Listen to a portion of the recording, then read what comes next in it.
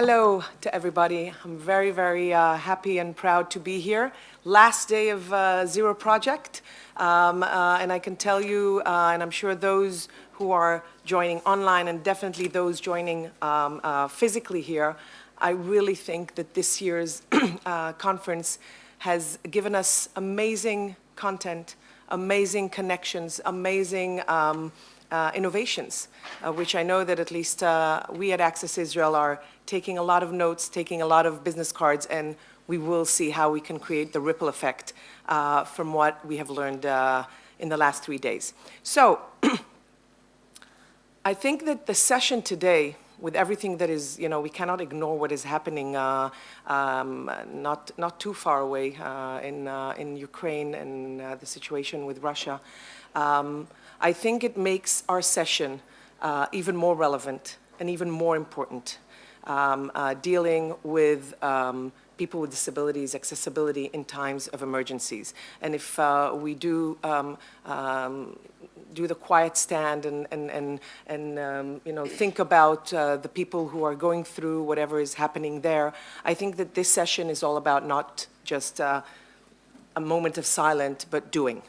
Let's talk and let's learn what and how we can do things in order to make sure that a situation like this, which we see can happen anywhere, basically, not only in areas that are prone to emergency times, let's see how we can make sure we're prepared, how we can make sure that things are going to happen in a way that people with disabilities are brought into consideration.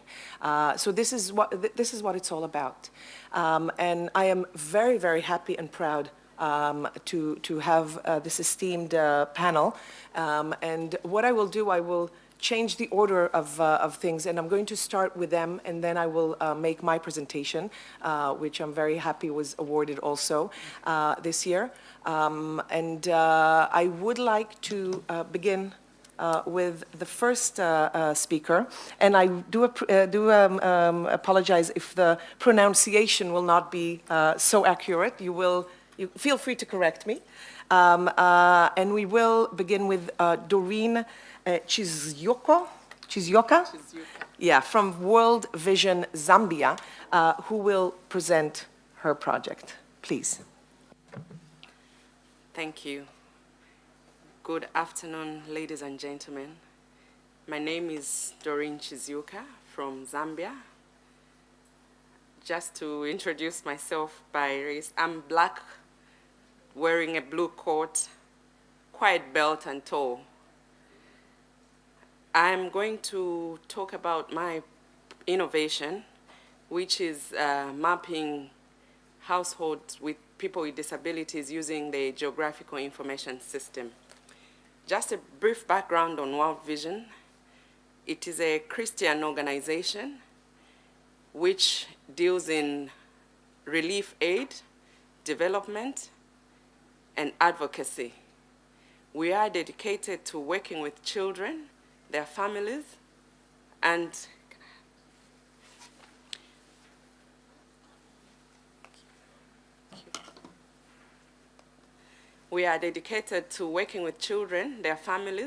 and communities to overcome poverty and injustice.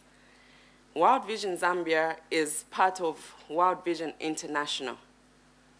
We work to save all people without regarding their religion, their race, or tribe. Currently, we work in 30 districts of Zambia with 38 large-scale programs.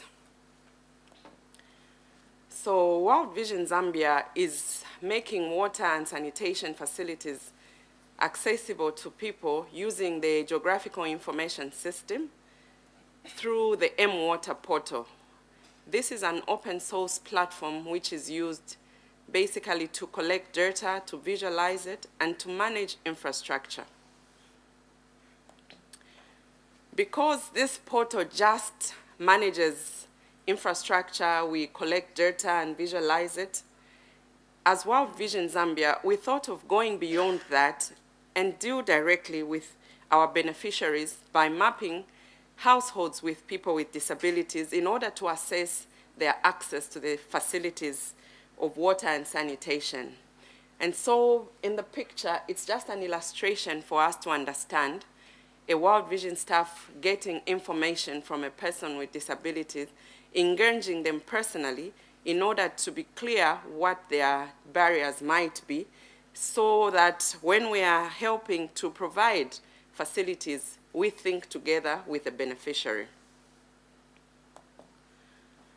So thinking of refugee camps and access, what impact do we see the innovation having? Of course, we are going to have reliable and consistent data. We are going to have to profile these people and know exactly what sort of disability they have in order to provide an appropriate device should need be. By engaging with them, we are going to know the barriers that they face. We are going to understand who they are. We are going to understand what they need at a particular time. We are also going, at the end of the day, to improve their access to the facilities that are provided in the camps. An example in the picture also of what sort of devices will be made available to access toilets, because in Africa, most toilets that we get to find are pit latrines. And with disabilities that are not able to squat, for example, and with the issue of cost, how do we subsidize? How do we do it in partnership with people with disabilities? And so in our work, we found out that we could actually use even local resources. In the middle picture, you see it's basically just bamboo trees that we used to make a toilet seat. We get to train local artisans within the refugee camps on how to make some of these things. And when you look at the height of the seat we are showing, this was come about based on a specific disability. The beneficiary with the World Vision staff worked to understand what would work best for this particular beneficiary. And the feather seat was molded using just local soil within the refugee camp. So the lady that you see is carrying a water barrel. That's a 45 container which carries water easily. And I think you agree with me that even a person with disability can row it, as opposed to carrying the bucket on the head, which is a tradition where I come from. Women, to fetch water, we get to carry buckets of water on our heads. But with this kind of a device, I think it's made accessible to the water. And so to further interrogate the accessibility of the refugee camps, I'm going to use an example of a refugee settlement in Zambia called Mantapala. Mantapala is a settlement with a total of 30 kilometers of internal road network constructed to link the 20 blocks of settlements in the refugee camp.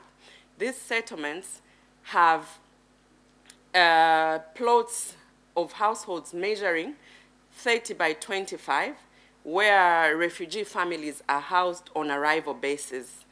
And so what happens is they are not assessed to see whether they are near the required services.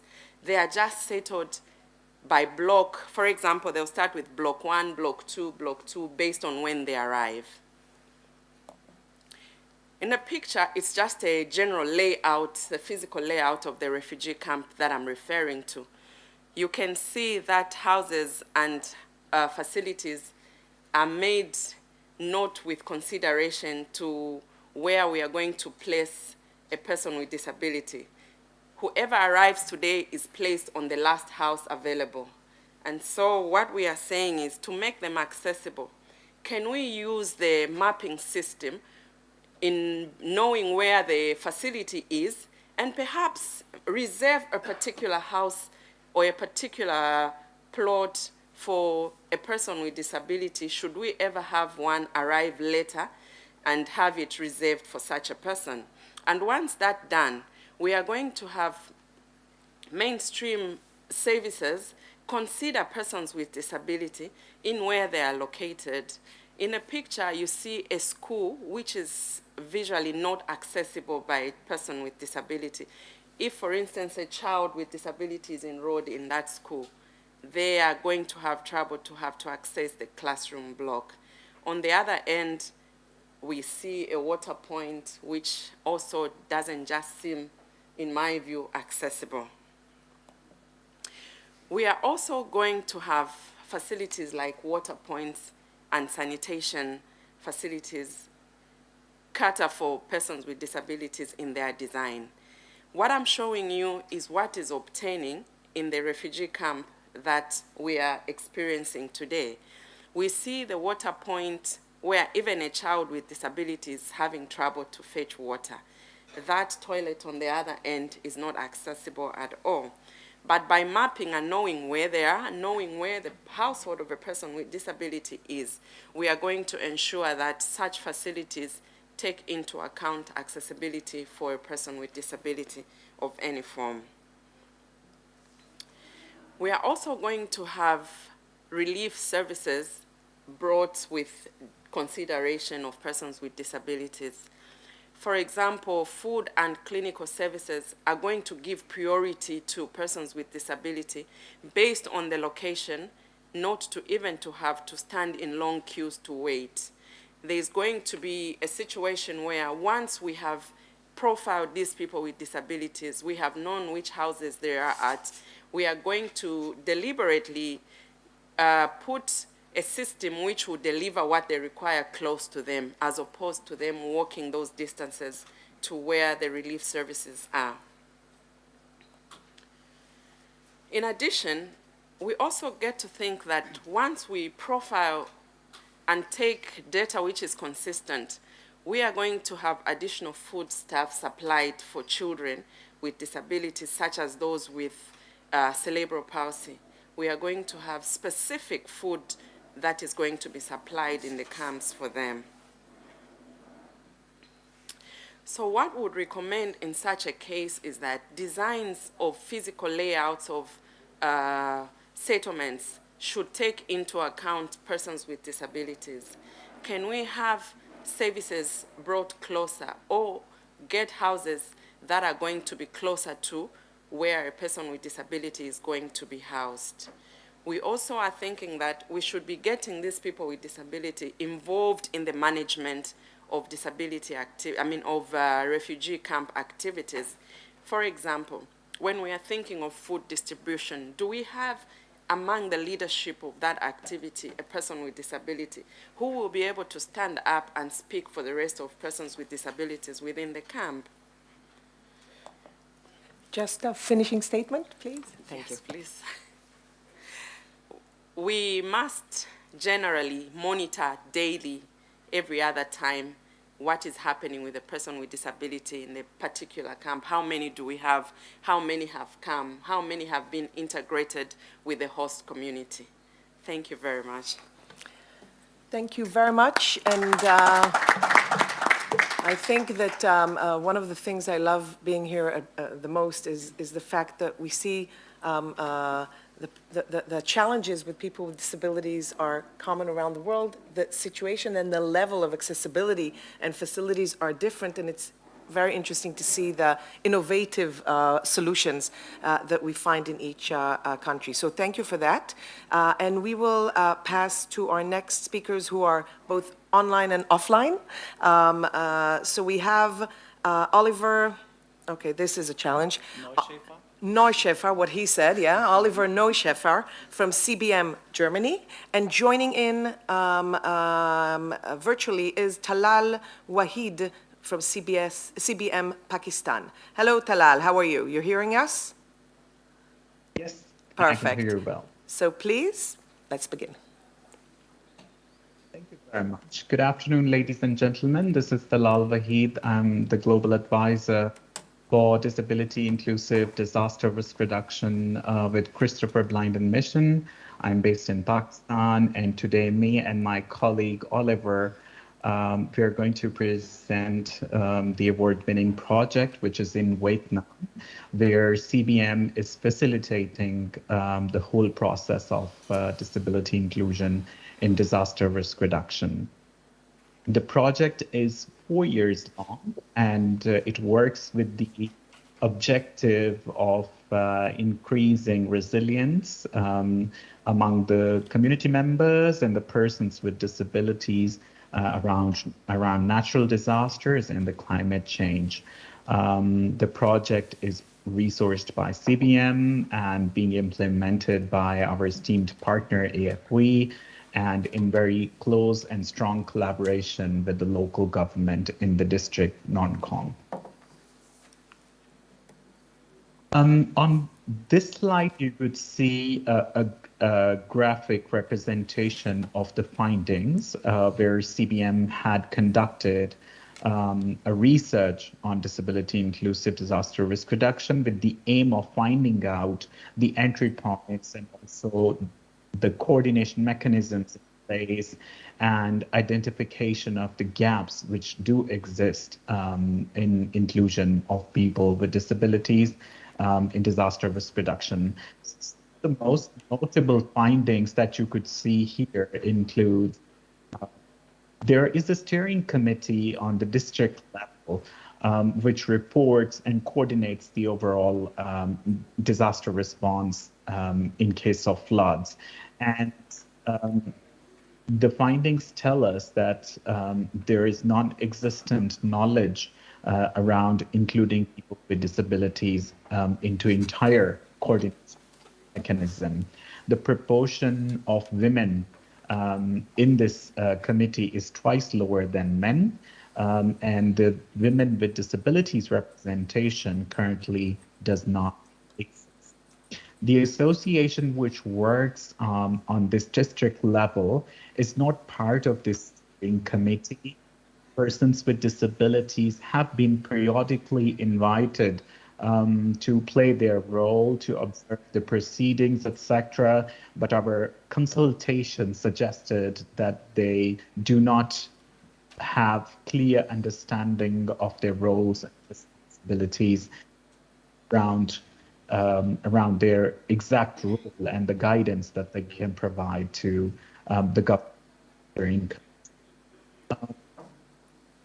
4% of the disaster prevention subcommittees are not trained on disaster prevention. The staggering beyond 80% people in these committees have no knowledge on disability inclusion.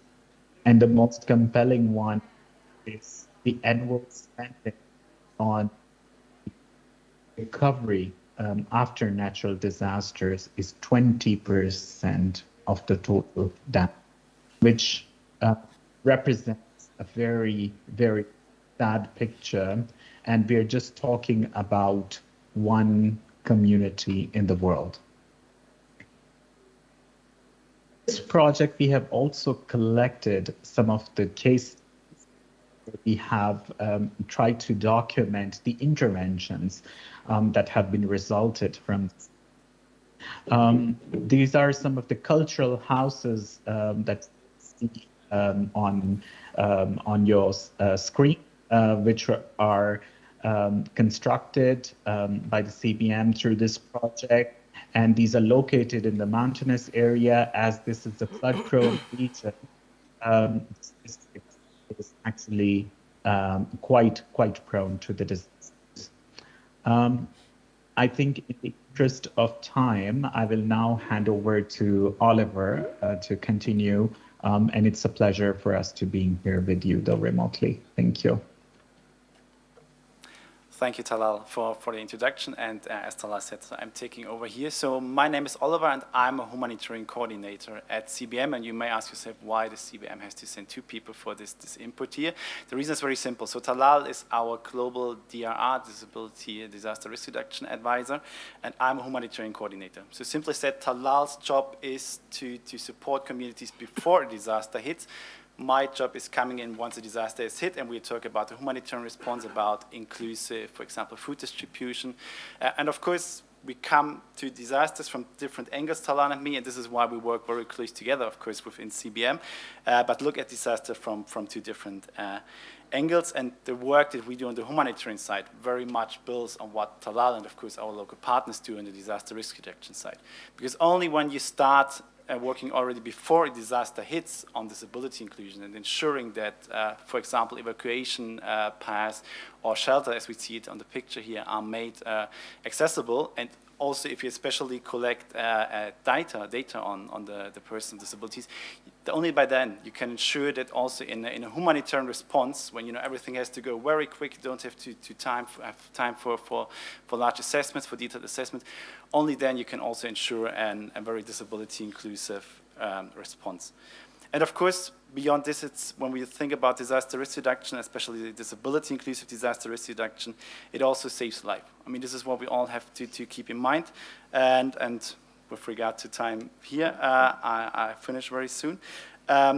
This is also not, we have the wonderful example here from Vietnam, and it's not only a challenge that we see in the so-called global south, but it's also something when we think about the flooding that we had last year in Germany in some parts, this disastrous flooding.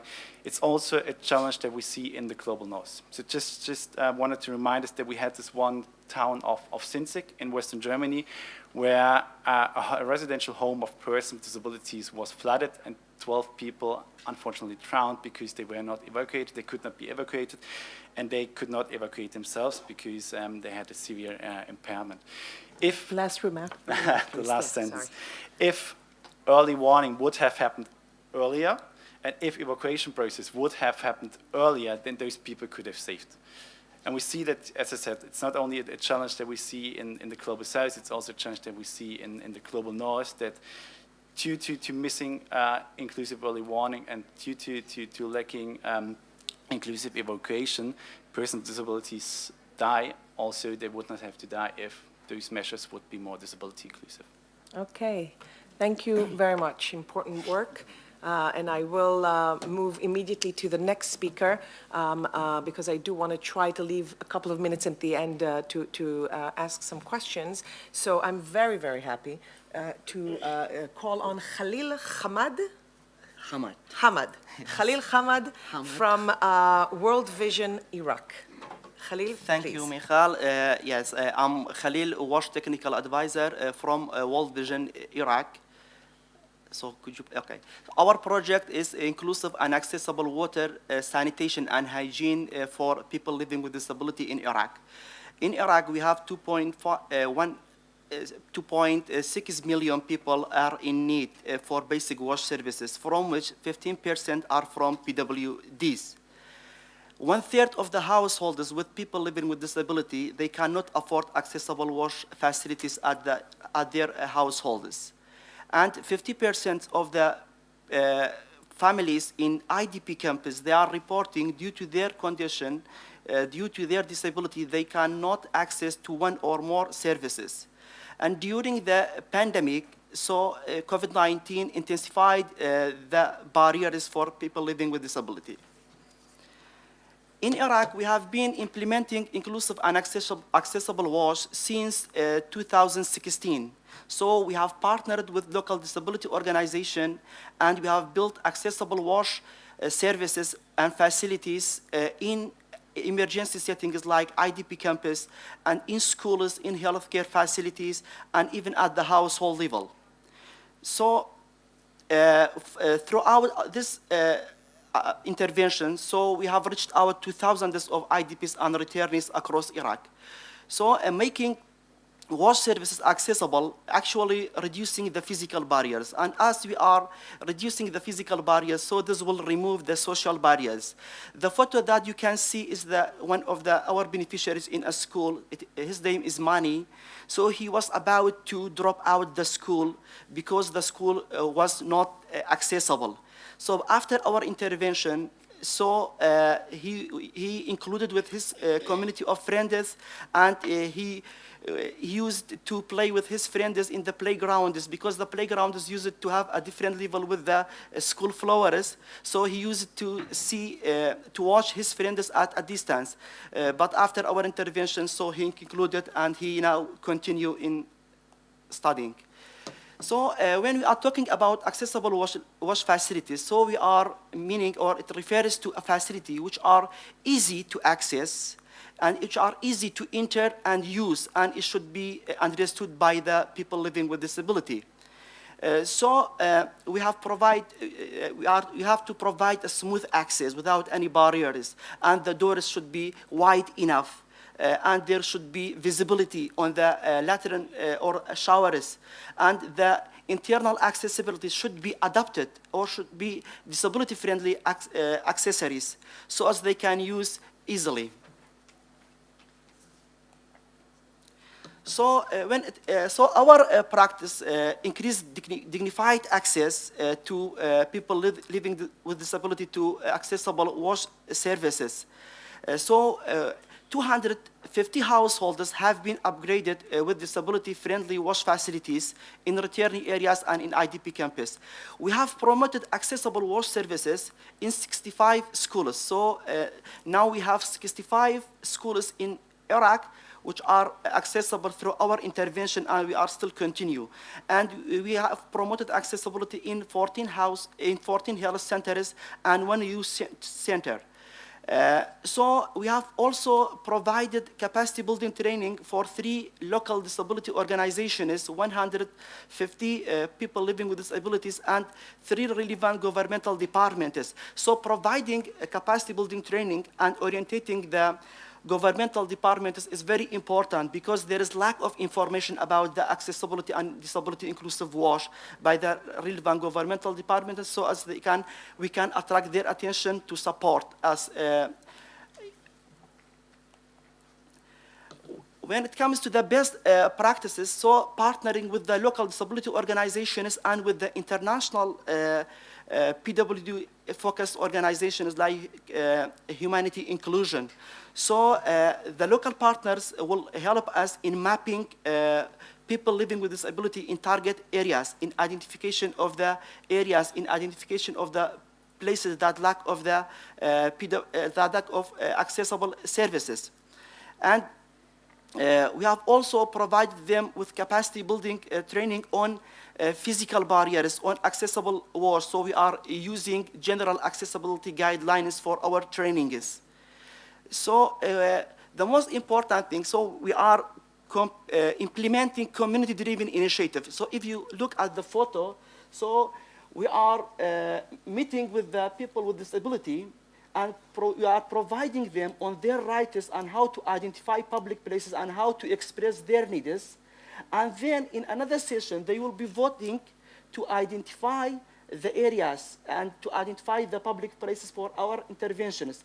And the next photo is the involvement of one of the people living with disability in monitoring.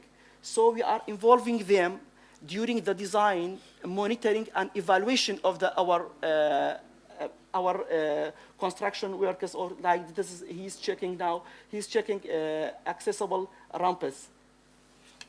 In IDP campus, one of the best practices I wanted to share here, so we have constructed accessible latrines and showers in different places so as to avoid stigmatization, because you know that with the disability is always associated with stigmatization.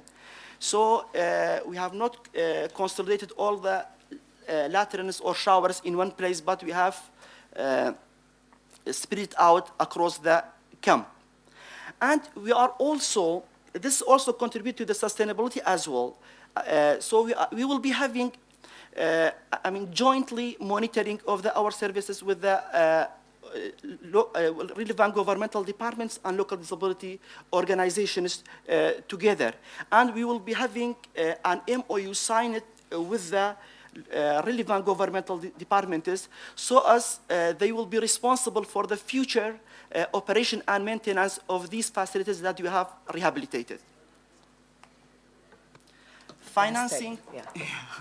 Financing and sustainability. So our practice have been supported financially from OFDA, from Ministry of Foreign Affairs of Finland, and from support offices like World Vision US Support Office and World Vision Canada. Sustainability, so as I have mentioned, so we are involving PWDs in our program, providing them capacity building to local disability organizations and relevant governmental departments. And we are also advocating with our WASH partners who are operating in the same area to provide support and to make their facilities accessible. Perfect. Really last statement. Thank you. Sorry, we are planning to expanding our practice in line with World Vision strategy of expansion to the new areas. Currently, we are implementing the practice in 4 governorates, but we are ambitious to expand to the new areas. Thank you. Thank you very much. This is the part that I don't like in being a chair, because I would love to sit and hear you even more. Really impressive and holistic approach, and I'm very happy to hear and to learn more. Thank you. Our next speaker is coming online, and this is Mohammad Monjurul Habib from the Center for Disability and Development in Bangladesh. Mohammad, are you with us? Hello, Yes. how are you? I'm good, thank you. How about you? Perfect. You will excuse if I will interrupt you when the light turns red, okay? Thank you. Okay. Bye-bye. So how long I got? I think it's 4 7 minutes. 7 minutes? Yeah. Okay. All right, thank you. I cannot see my screen. Can you show my slides over there? The slides, please. 1 second.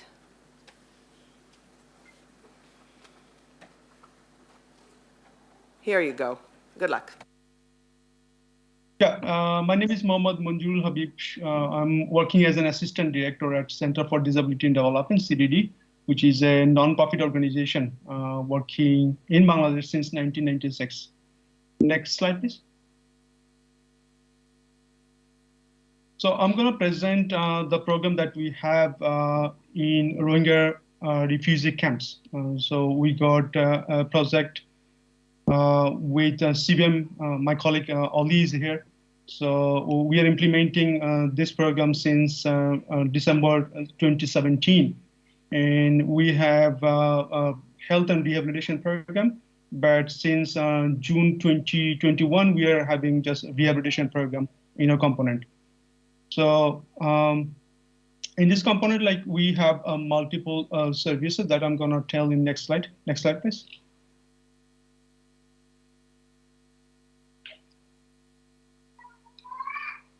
So I'm pretty sure that you all know that the context in the Rohingya response, that I'm not going to talk much about it, but it is one of the largest refugee camps in the world right now. And we are hosting around 1 million people. And through a study that came out that 12% of people with disabilities living in this camp, that came through the study conducted by Which in last year. And in our program, we got like 5 main pillars. We focus on multidisciplinary team approach and accessibility of services, outreach services, and we got qualified health professionals, and we have component with disability mainstreaming. Next slide, please. So in terms of specific services, as I said, like right now we have rehabilitation services only. So we have physiotherapy, occupational therapy, speech and language therapy. We got hearing screening, visual screening. We provide assistive devices. We emphasis on building capacity of caregivers, and we conduct different disability awareness raising sessions. We also have a self-help group. We call it self-help group in the host community and disability support committee in the camps. So this is a total package, and out of this, one of the most important component is ensuring accessibility of the people with disabilities. Even this topography is a huge challenge, and like as you understand that the densely populated areas. However, we are still trying to provide these interventions with accessibility, considering our contextual knowledge and others. So next slide, please. So if I say about the process that our occupational therapists, they do the assessment to determine what type of accessibility intervention or modification is required at the shelters and also service points. and they use accessibility audit forms and hot tools that's developed by CBM to determine the types of modification required. Then now one of the most important component is they do consult with the clients and the caregivers the types of modifications they required. Once it's been settled and motivated by caregivers, and then we install different types of modifications at homes, then wash facilities and different facilities. So far, like we have around 300 modification done at different facilities. And in terms of the sustainability, that we highly focus on using local materials such as bamboos, then wood and concrete. And we have installed so far like if I say about these examples of the interventions is we build curb ramps, handrail, step modification, and so forth. And one of our another important focus is building capacity of the staff of other organization, mainstream organization, the engineers and others, so that they can include this accessibility in their program, because we are like few organizations working in the camps, but the needs is huge. Next one, please. So the photo now you see on your left is a before adaptation, and on the right that you see that we made this adaptation. It's a staircase made by a sandbag and also the bamboos as a handrail, and we ensure this color contrast so that individual with visual impaired can locate and then use it. Next one, please. The photo you see is we install a ramp with this handrail, color contrasted handrail, at a CIC, Camp in Charge office, where all the coordination happens in every camp. So as you see that one individual with wheelchair user, he is using this ramp and to get into the CIC office. Next one, please. So here again, the photo that shows before adaptation scenario and then after adaptation. On the left, that before adaptation, you see at a water point, and after adaptation with this curb ramp and then handrail. So people with disabilities can easily access this water point. Next one, please.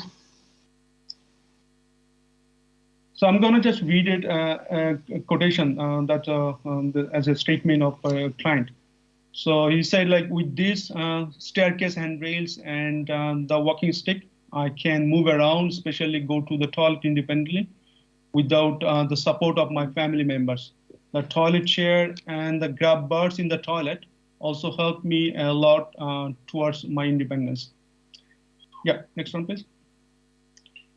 So we got like many other interventions, but as an example, I showed some. Yes. And as you, yeah, that's my last slide. So as you see the photo here, we built this parallel bar inside the shelter so that like he can use for mobility and also for walking practice. Thank you very much for Thank you very much. Thank you very much. I will begin my presentation, and after that, I really want to leave some room. I'm getting some messages that we have some questions in the crowd. So if you can put on my slide, and I'll try to already incorporate part of the things that we discussed in our preliminary call into what I'm saying. Next slide, and you can already pass on to the third one. It's mine, thank you. Oh, thank you very much. Very good. So in Access Israel, Israel is a country that the accessibility levels are 2 decades ago, 3 decades ago, were very, very bad. We were considered latecomers, but a lot has moved forward in the last 2 decades or so. But still, And I think this is the beauty of this panel. It doesn't matter the level of accessibility your country is at, the need to consider and bring into account and think about the aspects of the accessibility, and as my colleagues here mentioned, listening to the people with disabilities, understanding their needs. I think this is something very crucial.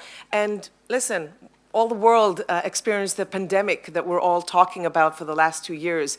In this slide, I'm showing February 2020, we left Zero Project. Couldn't really understand the big fuss about things that we're discussing about what is going on in China. And about a week or two after we came back home, all hell broke loose, basically. By the end of March, it was already out there. We knew that something has changed, and what I wanted to focus on at this slide is what happened in between. I can tell you that in Israel, at least, what we saw is once Israel understood that there is a problem, it is a pandemic, basically around the table, the leaders of the adaptations that took place for COVID were those in charge of emergency situations. They were focused on keeping us all healthy as much as possible, looking afterwards, making sure that we won't be exposed or we will minimize the exposure. Unfortunately, in many of those cases, experts on accessibility, not to talk about people with disabilities themselves, were not part of the discussion. I remember that it occurred to me when we saw an article in the news in the evening where they showed the regulations of the police, and they showed how the policeman has to go to to make sure that a person is in quarantine. They had to buzz the buzzer in the building he lived at and ask the person to come to the window and wave. Great. What about a person that is lying in bed, confined to bed? It will take him 10 minutes to even get out of bed and not sure that he can get to the window. Those were things that were not thought of at the time. I'm very happy to say that the minute we raised that with the police and later with Homeland Security and with municipalities and healthcares, the response and reaction was very open. They were very willing to understand and hear more. We have here sitting a representative from the Commissioner's Office for People with Disabilities in Israel, who do an amazing job in this aspect too. And I think the beauty in Israel, and I'm sure Gabi will agree with me, is the collaboration. You know, we attacked it from all fronts. And this is something that we understood had to take place. Now, in order to know what to do, we had to understand what effect the pandemic had specifically on people with disabilities and the elderly. They had the problem to balance health protection needs with accessibility needs, increased vulnerability. We are talking about the target audiences that are more vulnerable than others, increased loneliness. The stress was increased. Try to think about people with cognitive disabilities and elderly. All of a sudden, people with masks and with suits are greeting them when they're coming to the doctors or things like that. And of course, an important problem was lack of accessible information. We understood what needs to be done is providing the public servants, the first and second responders, with knowledge and awareness of the unique situation. You know, I always say it in all the session. I don't believe that a service provider wakes up in the morning and says, I'm going to do bad things for people with disabilities. It's usually because of lack of awareness, lack of understanding of the needs. And I think that that was the first and main thing that we needed to bring across. So what we did is we reached out to these first and second responders, the health services, the police, the Homeland Security, volunteers. I know that in Israel, and I'm sure in other places around the world, we heard about it, a lot of initiatives of bringing foods, bringing medicine. It's great. But when you're bringing a heavy bag or a box of food and supplies to an elderly or a person with a physical disability and you leave it outside the door because we don't want to go in, we don't want to be exposed, what are they going to do with that? They can't really bend over, pick it up, bring it into the house. So things had to be conveyed and people had to understand that. Now, Okay, lack of accessibility on my part. I will turn here. What we did is we made ready to disperse guiding materials, very quick, very early on, and adapted especially for each and every one of those specific services provided. We made sure, because we have great, amazing relationships globally, it was important for us to make sure that the guidelines will not be specific only for Israel, but ability to send them out internationally, generic, in order to send it over, because we're all dealing with the same difficulties, the same challenges, and it was important for us not to reinvent the things. And we wanted to get it out in the minimum time. I can tell you that this program that we did reached out about 10,000 public servants. It was shared internationally, and it really added, along with what the Commissioner's Office did and other organizations, it really, you saw the difference, you saw the reaction. Now, for success factors, as I said, we have received feedback. It was used internationally. It was included in decision makers, what they're going to do, how they're going to change. And I was very happy to hear that emergency people leading the efforts added on the accessibility experts, whether internally or outside, to consult with them on how to move forward. And that was very important. By the way, all the information that I'm giving here, all the information we disperse, we'll be more than happy to share it with whoever contacts us and would like to see it. I can say that financially, you know, when you're in a pandemic, when you're in an emergency thing, we didn't stop to say, okay, how are we going to fund it? We had to run forward and make sure that it's out there.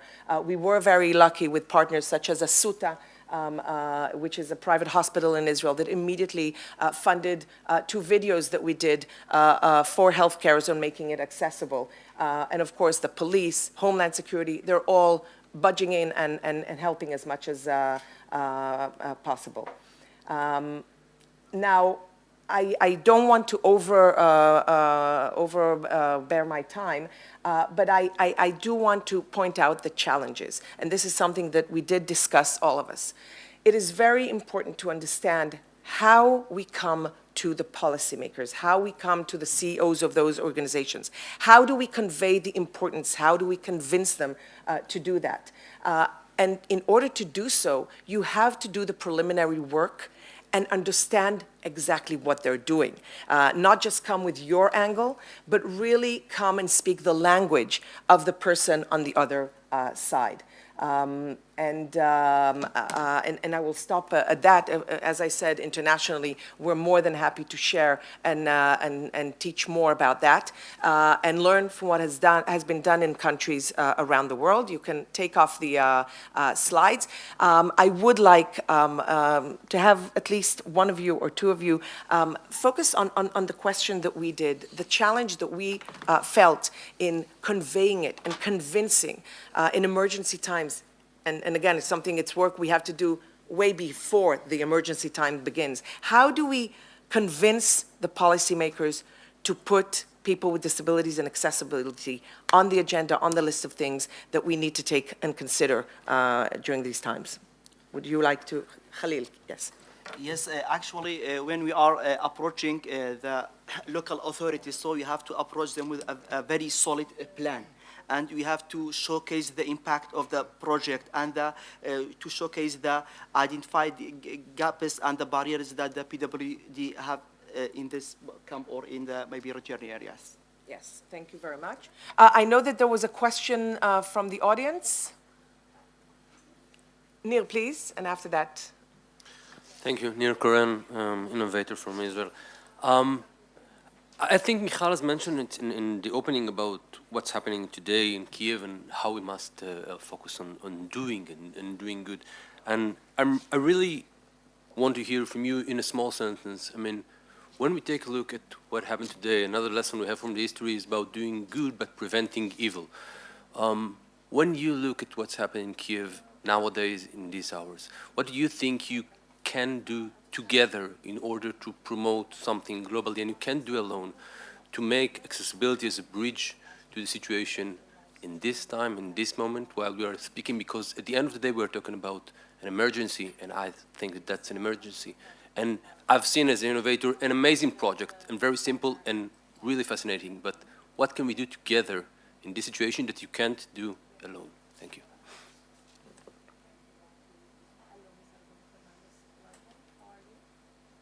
I will answer, and I think that the first thing that we're doing here is sharing.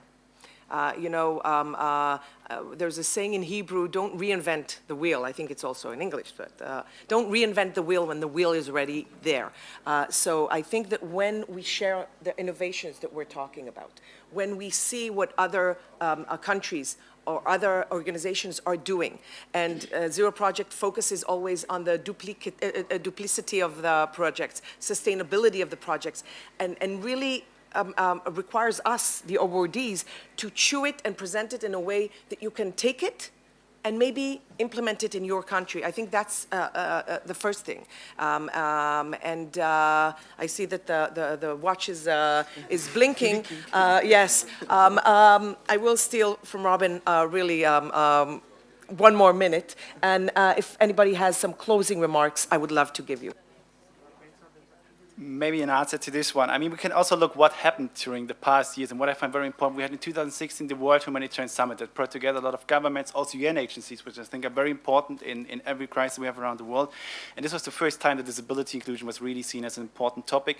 And just in 2019, there was the IAS guidelines, the Interagency Standing Committee, endorsed the first time guidelines on the inclusion of persons with disabilities in humanitarian action, which now there's a global working group helping to kind of trickle this down to the field, making more concrete guidelines. But I think we are on the way. And I think in one way or another, these guidelines will also support what's happened now in the Ukraine in terms of humanitarian support through the NGOs, the UN organizations, and also the government. So we are on the way, I would say, when it comes to humanitarian response. And I think connecting to that, what I mentioned about the Commissioner's Office, the government, the NGOs, the power of togetherness and joining forces, ego on the side. We're not talking ego now. We have to look. Emergency times do not have the privilege of saying, who's going to be the leader. Let's join the hands and make sure we're not reinventing and we're moving forward together. I think that's an important point. Thank you very much. I do want to stay friends with our next chairperson of the next session. So thank you very much. And that's a wrap.